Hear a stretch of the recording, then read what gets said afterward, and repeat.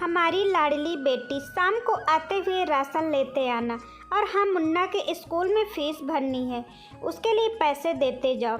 बीबी की इस मांग पर जेब उल्टी करके दिखाने के सिवा बड़े के पास कोई दूसरा उत्तर नहीं था।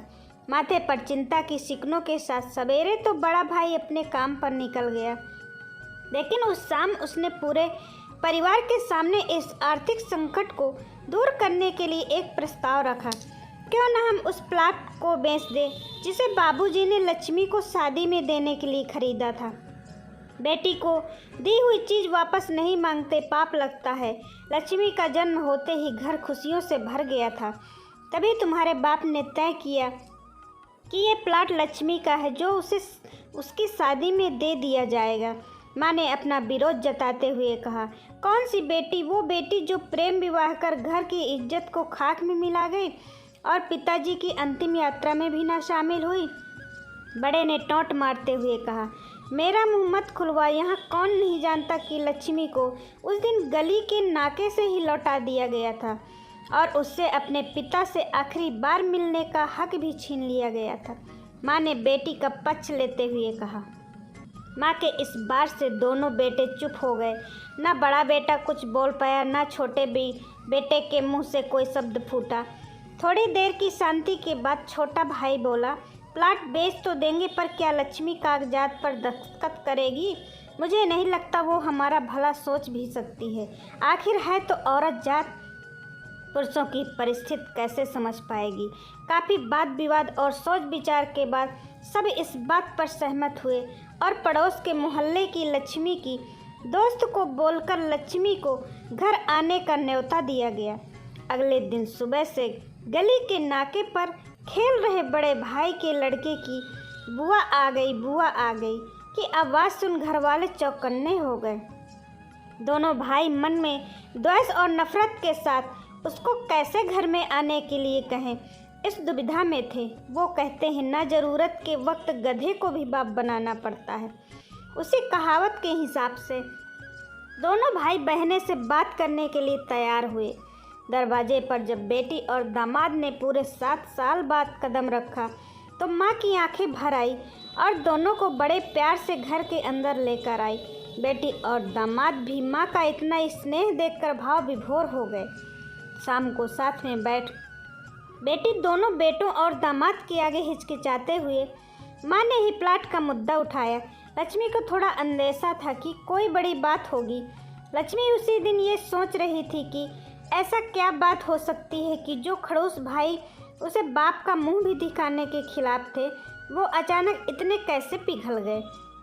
लेकिन अब उसको सारी बात समझ आ गई। लक्ष्मी ने तिरछी नज़र से पति की तरफ देखा तो वो बोल पड़ा, देखिए माँ जी, शादी से पहले जो कुछ आपका था वो आप ही का रहेगा। ना उस पर मेरा या लक्ष्मी का कोई हक था और ना है नहीं। भविष्य में हम मांगेंगे, इसलिए आप निश्चित होकर उस प्लाट के साथ जो करना है कीजिए। आप जहाँ कहेंगे हम वहाँ साइन कर देंगे। सुबह से अपने जीजा से नज़रें चुरा रहे दोनों भाइयों ने अब अपने जीजा को अच्छे से देखा। सुबह प्लाट के कागजात पर बहन के दस्तखत देखकर काम खत्म किया जाए यह तय हुआ। सब इस मीटिंग को ख़त्म कर उठ ही रहे थे कि टीवी पर अनाउंसमेंट हुआ कि आने वाले 21 दिनों तक देश में लॉकडाउन लगाया जा रहा है। लक्ष्मी के पति ने फ़ोन पर बात करने के बाद कहा, अब हम क्या करेंगे लक्ष्मी? कल की बस भी रद्द हो गई और 21 दिनों तक कोई भी बस नहीं है। हम तो फंस गए। इस खबर से दोनों भाई बहुत निराश हो गए, क्योंकि एक तो उनकी आमदनी कम थी और 2 लोगों का और खाने पीने का बोझा बढ़ गया था। लेकिन माँ अंदर ही अंदर खुश थी, क्योंकि इतने बरसों बाद घर वापस लौटी बेटी इसी बहाने कुछ दिन आराम से उसके साथ रह पाएगी। दोनों भाई छूटक सब्जी और फल बेचा करते थे। कुछ दिनों में ही लॉकडाउन के चलते और कोरोना वायरस के चलते लोगों ने उनसे सब्जियां और फल खरीदने बंद कर दिए। पहले से खराब उनकी आर्थिक स्थिति और ज़्यादा खराब होने लगी और वह मन ही मन लक्ष्मी के कदमों को अशुभ मानने लगे। बहन और जीजा जी से उनकी यह हालत छुपी नहीं थी।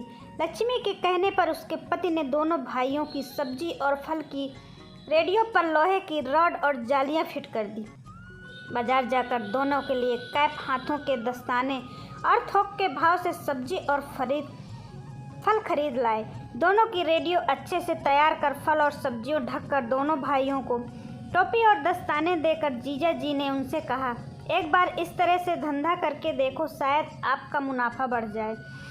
थोड़ा आनाकानी करने के बाद दोनों भाइयों ने जीजा जी के समझाए अनुसार धंधा शुरू किया।